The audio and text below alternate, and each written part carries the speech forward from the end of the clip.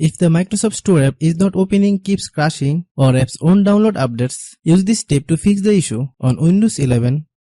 Hello guys, and welcome back to my YouTube channel Shaem Tech BD.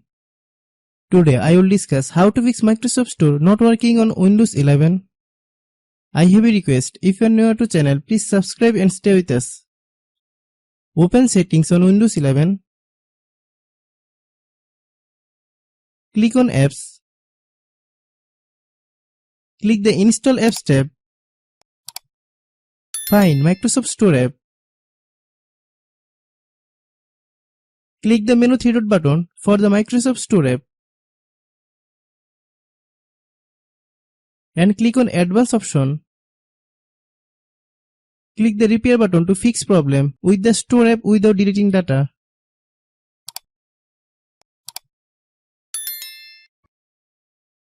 Once you complete the step, the process should resolve the most common problem with the Microsoft Store on Windows 11. Restart the computer. Hope you understand. I have a request, if you are new to channel, please subscribe and stay with us. By watching my tutorial for more tech videos, you can subscribe.